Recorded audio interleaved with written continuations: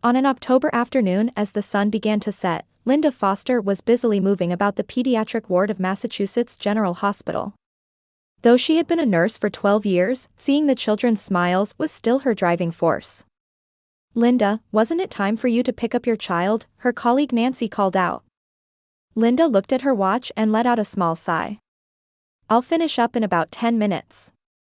David said he could get home early today, so he should be able to pick up Tommy." As if summoned by his name, her smartphone rang.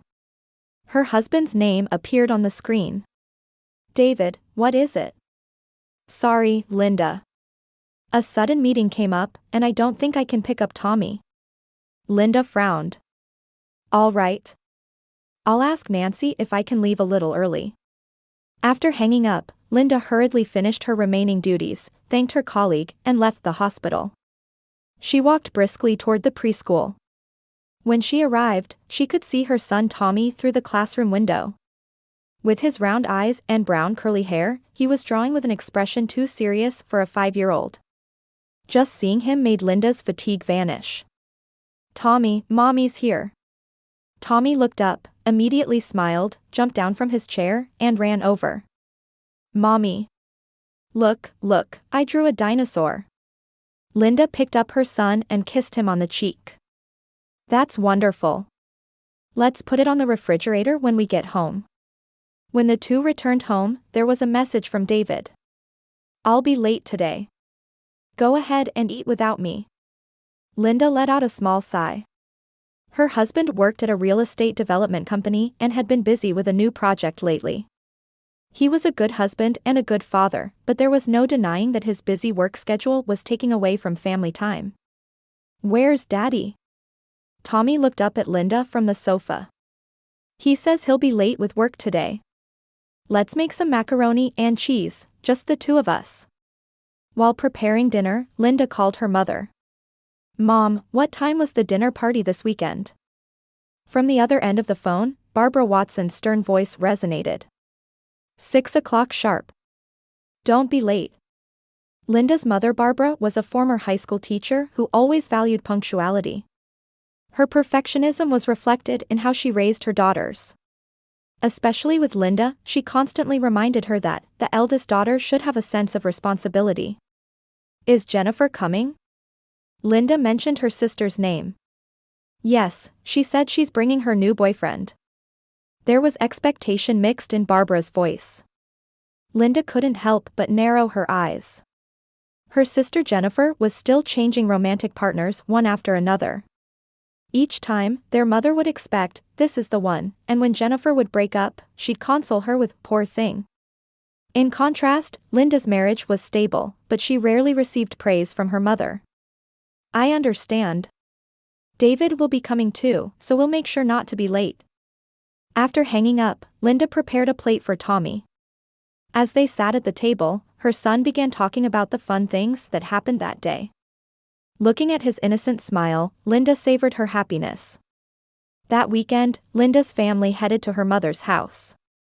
Surrounded by a well-kept garden in the suburbs, it was where Linda had grown up.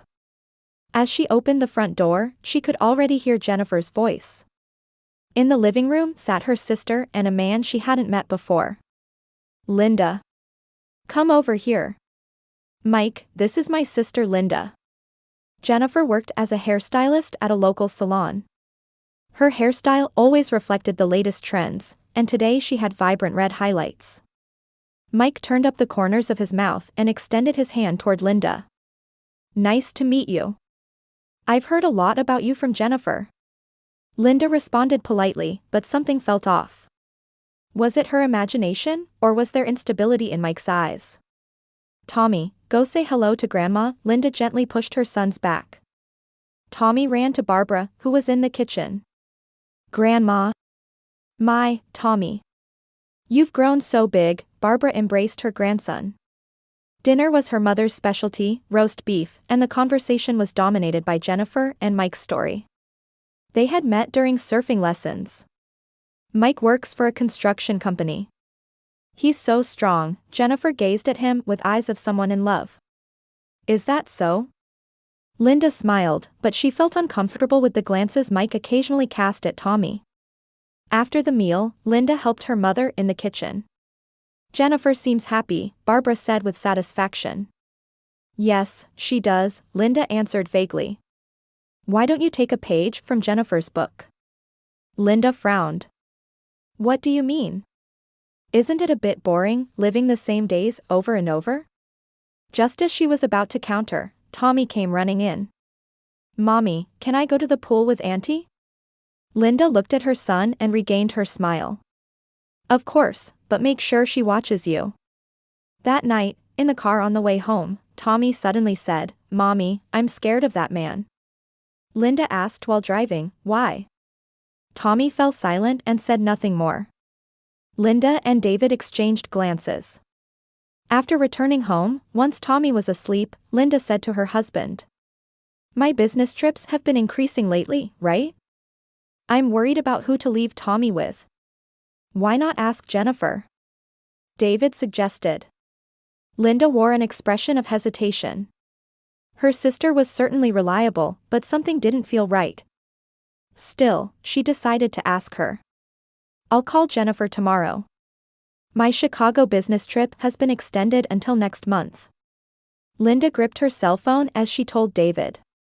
The winter wind of Boston could be heard tapping against the windows in the living room. That's tough, David put down his coffee cup and put his arm around her shoulder. But it's a chance for promotion, isn't it? Linda nodded. In her career as a pediatric nurse, participating in a nationwide pediatric healthcare project was a valuable opportunity. However, being away from her 5-year-old son weighed heavily on her heart. I'm worried about Tommy, she gazed out the window. You're also working early mornings and late nights. Let's ask Jennifer, David suggested. She's flexible, and Tommy is fond of her. Linda took a deep breath. She had left Tommy with Jennifer a few times since last month, but each time something felt off, especially when Jennifer's boyfriend Mike was there. Still, having family watch over her child was a great comfort. Yes, I'll contact Jennifer. The next day, Linda visited her sister's apartment. Jennifer opened the door and greeted her with her usual bright smile. Chicago, how nice. I'm jealous, Jennifer said as she poured coffee. Don't worry about Tommy. I'll take care of him. It really helps. But the days I need you to watch him will increase. Is that okay? No problem, Jennifer winked. I can adjust my shifts, and Mike loves kids, so he'll help out. The moment Mike's name was mentioned, anxiety spread through Linda's chest. She gripped her cup. Mike, does he come over often? Almost every day. We're planning to live together soon, Jennifer's eyes sparkled. He's really a wonderful person. Linda forced a smile. I see, that's good. As she was leaving, Linda mustered the courage to say, Jenny, when you're watching Tommy, could you possibly look after him by yourself? Jennifer looked puzzled. Why? Did Mike do something? No, that's not it, Linda quickly made an excuse. It's just that Tommy takes time to adjust to new environments. Jennifer seemed a bit dissatisfied but agreed. I understand, as much as possible. About 2 weeks after the business trip began, Linda was talking to Tommy via video call from her hotel in Chicago. Mommy, come back soon, Tommy's voice had a stronger urgency than usual. I will soon, Tommy. Are you doing well? Is Auntie being nice? Tommy was silent for a moment before answering. Yes, but Uncle Mike comes every day. Linda's heart skipped a beat. I see, did something happen? No, Tommy averted his eyes. Then he added in a small voice, Uncle is scary when he drinks. In the background of the video call, Jennifer's voice could be heard. Tommy, go wash your hands. Dinner's almost ready. Tommy quickly said, Bye, Mommy, and the call ended. Linda called David. He was also on a business trip but was scheduled to return the next day. Tommy seems strange. It looks like Mike is coming over every day. Did something specific happen? David's voice was mixed with concern. Tommy said Uncle Mike is scary when he drinks. On the other end of the phone, David let out a deep sigh. I'll pick up Tommy as soon as I get back tomorrow. However, the next day, David called to inform her of a change of plans. An important client meeting had come up, and he wouldn't be able to return to Boston until the weekend. Linda contacted her mother. Mom, could you take Tommy from Jennifer and look after him for a few days? Barbara sounded surprised. What's wrong? Did Jennifer do something? No, it's just. Linda chose her words. I'm a bit worried about Mike. Oh, Linda, Barbara's voice was as critical as ever. There you go being anxious again. Jennifer seems very happy. Mike is the best man for her. But Tommy. Children sometimes have too much imagination, Barbara declared. Besides, I have plans to go to a spa with friends this weekend. I can't postpone it. Linda gave up and hung up. She felt heaviness throughout her body. Though she had no proof that Tommy wasn't safe, her maternal instinct was warning her. When the weekend passed and Linda finally returned to Boston, David had also returned home. The two went to Jennifer's apartment to pick up Tommy. Mike opened the door. He looked a bit surprised to see them. Hey, you're back early. Linda tried to smile, but the muscles in her face were tense. We've come to pick up Tommy. Tommy. Mom and Dad are here. Mike's voice was bright, but his eyes were cold. Tommy ran out from the living room. As soon as he saw his parents, he rushed over and clung to Linda's legs. Are you all right? Linda asked while stroking Tommy's head. Tommy nodded, but he didn't have his usual vitality. Linda noticed a small bruise on his arm. She frowned. What happened here? I fell, Tommy answered in a small voice. On the stairs. Jennifer poked her head out from the kitchen. Oh, Linda, David. Tommy's been so active. Yesterday he was running around and fell. Linda stared into her sister's eyes. It seemed like she was hiding something. I see, she said quietly. Let's go home, Tommy. When they got home, Linda gave Tommy a bath. There was another bruise on his back. Tommy, did you really fall on the stairs? Tommy remained silent, staring at the water's surface. You can tell Mommy if something happened, Linda said gently. I won't be angry. Tommy finally looked up. Tears were welling in his eyes. Mommy, Auntie's house is scary. Why is it scary? Linda's heart was racing. Uncle Mike. Tommy cut off mid-sentence. Then he added in a small voice, it's a secret. I'm not supposed to tell. Linda embraced Tommy with trembling hands. Alarms were ringing in her head. It's okay, now, Tommy. You don't have to go there anymore. That night, Linda and David had a long talk.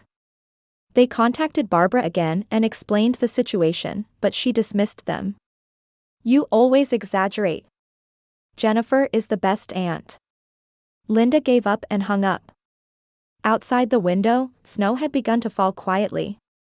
She went to check on Tommy's sleeping face. He was sleeping peacefully, but occasionally she could see him frown. I'll protect you, Linda made a small vow. No matter what. Linda's cell phone rang while she was working at the hospital. She hesitated for a moment at the unknown number, but thinking it might be an important message, she answered the phone in a corner of the nurse's station. Is this Linda Foster? A young woman's voice was heard. There's been an emergency at Jennifer Watson's house. Your son Tommy has had an accident.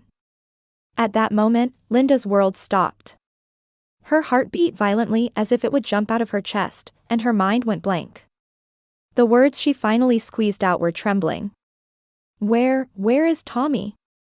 He's been taken to Memorial Hospital's emergency room. He's unconscious. Linda hung up, gave a brief explanation to her colleague, and rushed out of the hospital. She jumped into a taxi and asked the driver to hurry. The scenery of the city seen from the car window felt like another world, far away. When she arrived at Memorial Hospital, Linda rushed into the emergency entrance. After giving her son's name at the nurse station, she was immediately guided. The moment she opened the door to the treatment room, Linda's knees almost gave way. Tommy's small body was surrounded by various medical equipment. His face was pale, and his head was wrapped in bandages. "Tommy." She rushed to her son's bed. The attending physician approached. "Mrs. Foster, your son has suffered drowning and head injuries. He's currently on life support, but his condition is extremely critical." Why did this happen?" Linda's voice was hoarse. The doctor quietly explained. "He was found in the pool at his aunt's house. He may have hit his head when he fell." At that time, Jennifer's crying voice could be heard from the hallway. Linda turned around and saw her sister sobbing, surrounded by doctors. Mike was nowhere to be seen. "Jennifer," Linda called in a low voice. Her sister looked up and saw Linda with red, swollen eyes. "Linda. I'm sorry. I only took my eyes off him for a few minutes." Linda pushed away Jennifer's hand. Why was Tommy near the pool? In winter. Mike was heating the jacuzzi. "I was just answering the phone. When I came back, Tommy was." Jennifer's words were drowned out by tears. Linda couldn't say anything. In her mind, Tommy's voice saying, "Auntie's house is scary," echoed repeatedly. David arrived an hour later. His face was pale, and his eyes were wide with fear. "Why?" Linda cried in her husband's arms. The two sat on either side of Tommy's bed, holding their son's hands. "Tommy, Mommy and Daddy are here," Linda whispered. "Please wake up." That night, the doctors did their best. However, the severe brain damage and complications from water entering the lungs were too harsh for Tommy's small body. The next morning, the doctor told them, "I'm sorry, but there's almost no brain activity. He's approaching what we call brain death." Linda was speechless. If David hadn't supported her, she would have collapsed on the spot. "How much time?" David's voice broke off. "A few days at most," the doctor said quietly. "I recommend you prepare to say goodbye." From that day on, Linda and David took turns sitting by Tommy's bedside. Linda read books to her son and talked about memories. As a nurse, she knew the importance of families talking to their loved ones in their final moments. On the third day after the accident, Tommy's condition suddenly changed. The doctors attempted resuscitation, but the small heart finally stopped beating. Time of death, 6:17 p.m., the doctor's voice echoed quietly. Linda embraced her son's small body and rocked back and forth as if singing a lullaby to a baby in a cradle. David placed his hand on his wife's shoulder and silently shed tears. The next day, Linda called her mother. "Mom, Tommy has passed away." On the other end of the phone, Barbara gasped. "No, why didn't you let me know?" "I left several messages on your voicemail." Linda's voice was empty. "I was at the spa with friends," Barbara made an excuse. "How's Jennifer? Is she okay?" Linda frowned at her mother's words. "Mom, Tommy is dead." "Your grandson?" "Of course, I'm sad about that." Barbara's voice was mixed with agitation. "But it was an accident, right? Jennifer must be blaming herself." Linda hung up in dismay. She sat on the bed and buried her face in the pillow. A photo frame of Tommy was placed by the bedside. It was a picture from his 5th birthday, Tommy sitting with a big smile in front of his cake. Funeral arrangements were made with the help of David's parents. Linda's parents were divorced, and her father had passed away a few years ago. She tried contacting Barbara many times, but the responses were vague. The day before the funeral, Linda was talking with the hospital chaplain. As a nurse, she had witnessed many deaths, but the pain of losing her own child was beyond imagination. "Should I prepare something to tell Tommy?" Linda asked. The chaplain smiled gently. "Writing a farewell letter can be part of the healing process." That night, Linda began writing a letter to Tommy. However, her pen stopped midway. She took out Tommy's drawing paper and crayons from the drawer and began drawing a picture like her son often did. And instead of a letter to Tommy, she wrote a different letter, one supposedly from Tommy to his grandmother. On the day of the funeral, the small church was decorated with flowers. A dinosaur stuffed animal that Tommy had loved was placed beside the small coffin. Linda sat in her black mourning clothes, supported by David. There weren't many attendees, but Linda's colleagues and Tommy's preschool teachers had come. Just before the funeral began, Linda called her mother again. "Mom, it's about to start. Can you come?" Barbara's voice was hesitant. "Linda, I'm truly sorry, but..." Jennifer won't stop crying from the shock of her breakup. "I can't leave her alone." Linda let out a cold laugh on the other end of the phone. "A breakup? When Tommy has died? You know, Mike abandoned her and disappeared." Jennifer is completely distraught. "I understand," Linda said quietly. "I'm going to my son's funeral." After hanging up, Linda took a deep breath. David approached and held her hand. "Barbara?" "She's not coming," Linda's voice was hollow. "Jennifer is crying because of a breakup." Anger appeared on David's face. Unbelievable. The funeral began, and the small coffin was placed in front. Linda stood up and stepped forward. Standing in front of the coffin, she held Tommy's picture. There were no tears in her eyes. They had dried up. "Tommy, Mommy will always love you," she whispered. The attendees watched quietly. Linda finally touched Tommy's coffin and quietly returned to her seat. After the funeral, family and friends gathered at their home. But there was no sign of Linda's mother or sister. At night, after everyone had left, Linda finally cried. "Why didn't my family come?" she cried with her face buried in David's chest. David embraced his wife. "We are family, Linda." Late at night, Linda quietly got up and went to the study. She took out the letter she had written in Tommy's name, put it in an envelope, addressed it, and placed it by her pillow, intending to mail it the next morning. A week passed. Linda couldn't return to work and was on leave. David had taken time off for her, but today he had gone to work for an important meeting.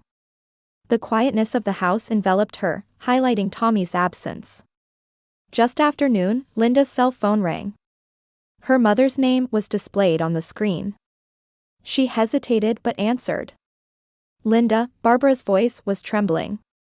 A letter from Tommy came. Linda took a breath. It was as planned. "Yes," she answered calmly. "What is this?" Barbara's voice was mixed with confusion and fear. "What does this mean? You read it, didn't you?" Linda's voice was as cold as ice. "We need to meet," Barbara said, crying. "Right now." Linda agreed. "At the coffee shop in 2 hours." When Linda arrived at the designated cafe, Barbara was already sitting at a table. Unlike her usually perfect appearance, her hair was disheveled, and her makeup was light. There was an opened letter in front of her. "Linda," Barbara tried to stand up, but Linda stopped her with her hand. "Sit down," she said quietly. Linda sat opposite her mother. Between them was just a small envelope and a piece of paper. "What is this?" Barbara's hand trembled. "Tommy is already dead," Linda continued the sentence. "But this is a letter he wrote. I wrote it for him, but they're his words." Barbara shook her head, crying. "Such content. Mike was violent? Jennifer knew? That can't be." "It's true," Linda's voice grew colder. "Tommy had been telling me for 2 weeks before the accident. Uncle Mike is scary when he drinks." "But Jennifer knew," Linda pointed at the letter. "Tommy wrote it, didn't he? Auntie sees, but doesn't help me." Barbara covered her face with both hands. "I can't believe it." "The police are tracking Mike," Linda announced calmly. Tommy's body had multiple old injuries from weeks before the accident. "But you knew too," Linda's eyes pierced her mother. "The reason you didn't come to the funeral. It wasn't because of Jennifer's breakup.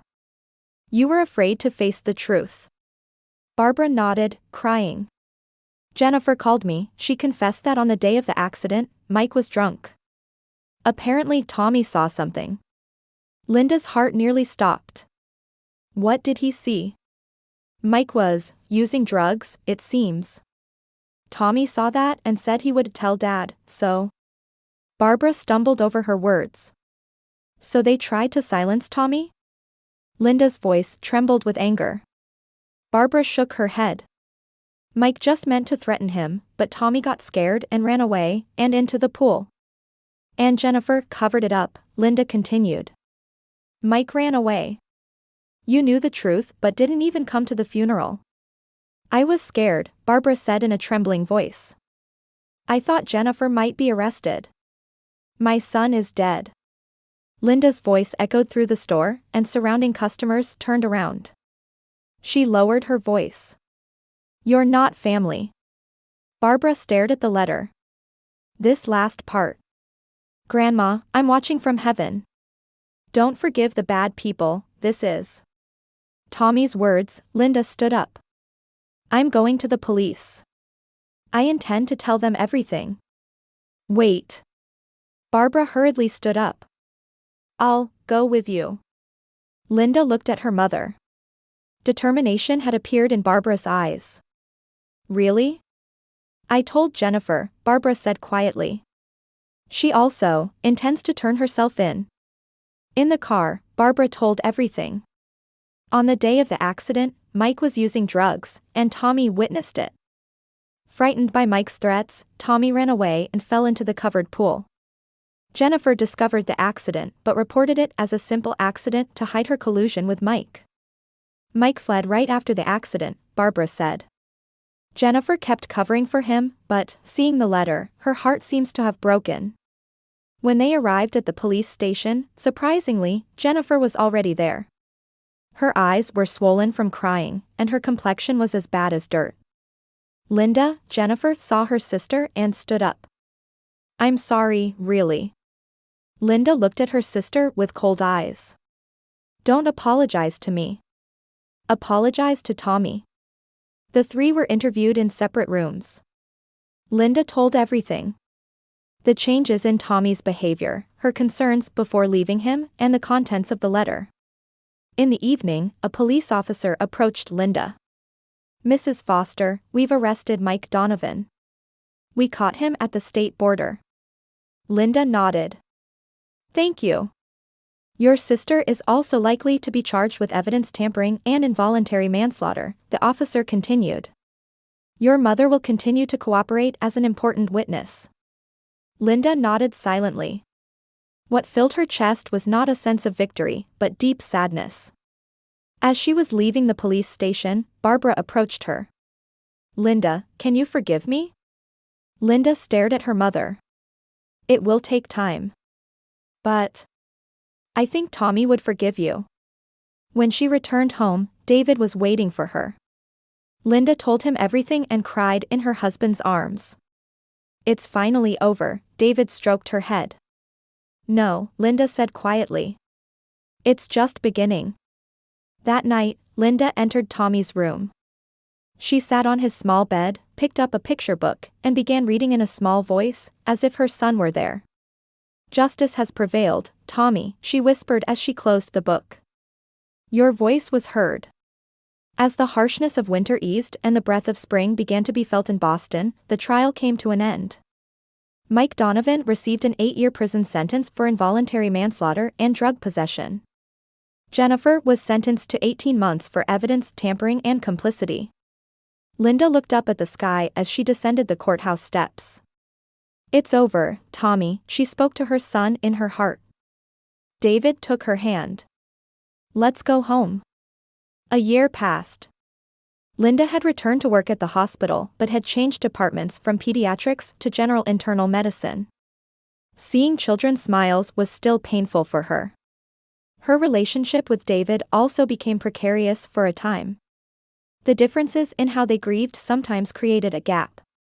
David immersed himself in work, while Linda quietly carried her sorrow. However, with the help of counseling, the two gradually moved closer together. Jennifer had completed her sentence and was on parole. Rumor had it that she had left Boston and started a new life on the West Coast. Her contact with Linda remained severed. Barbara had moved into a nursing home. More than for health reasons, it was probably because she was afraid of the neighbors' eyes. Linda visited her once a month. At first, there were many moments of silence, but gradually conversations began to emerge. "I received a letter from Jennifer," Barbara told Linda one day. "She's teaching at a beauty school in California." Linda nodded. "I see. Will you contact her?" Linda looked out the window. "I don't know yet." On the day of Tommy's third memorial service, Linda and David visited the cemetery. The small gravestone was inscribed with "Thomas David Foster, forever loved." Linda placed fresh flowers and gently touched the surface of the stone. "David, I want to have a child," Linda said quietly. Her husband looked at her with surprised eyes. "Really? It won't replace Tommy," Linda continued. "But I think we still have a place to give love." David embraced her. "Yes, we do." As they were leaving the cemetery, Barbara was waiting in front of the gate. She saw her daughter and son-in-law and timidly approached. "May I come with you?" she asked. After a moment's hesitation, Linda nodded. The three stood quietly before the grave. "I want to talk to Tommy," Barbara said in a trembling voice. "I want to beg for forgiveness." Linda placed her hand on her mother's shoulder. There were no words, but it was the beginning of her own form of forgiveness. On the way back, the three stopped at a cafe. Barbara suddenly said, "What do you think family is?" Linda picked up her coffee cup. "It's not blood ties," she answered quietly. "It's the bond that protects each other and cherishes the truth." Tears welled up in Barbara's eyes. "I failed. But there's still the future," Linda smiled faintly. Outside the window, the spring light brightly illuminated the city. The season of new life was gently enveloping them.